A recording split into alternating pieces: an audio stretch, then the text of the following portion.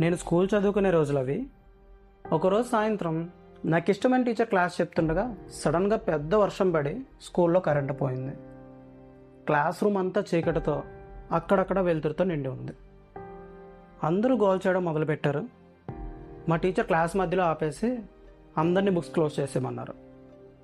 మీరందరూ సైలెంట్గా ఉంటే ఇంట్రెస్టింగ్గా కొన్ని టాపిక్స్ డిస్కస్ చేద్దాం అన్నారు. మీకు కూడా తెలుసు ఆ ఫేజ్ ఎంత ఎగ్జైటింగ్గా ఉంటుందో.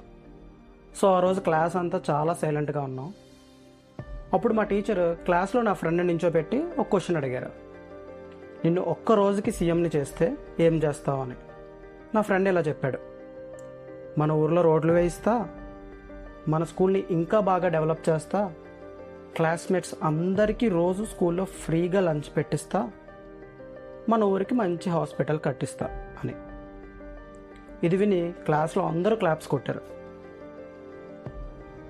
నేను ఇప్పుడు ఆలోచిస్తుంటే పైన చెప్పినవి ఆ వయసులో ఉన్న మాకు అవి ఒక్క రోజులో చేయగలమో లేదో తెలియదు, కానీ ఉన్న సమస్యలను పరిష్కరించుకోవాలి అనే ఆలోచన అయితే ఉంది.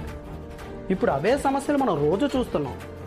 మన చుట్టూ ఉన్న సమస్యలను పరిష్కరించుకోవడానికి 5 సంవత్సరాల అధికారంలో ఉండే నాయకులను ప్రశ్నించడానికి మనందరికీ ఒక్క రోజు ఆ పవర్ ఉంటుంది, ద ఓటింగ్ డే. ఓటు హక్కు లేని ఎందరో పిల్లల ఫ్యూచర్ కోసం ఓటు హక్కు ఉన్న ప్రతి ఒక్కరు ఆలోచించి ఓటు వేద్దాం. Don't miss this chance. ఒక మంచి నాయకుడిని ఎన్నుకుందాం.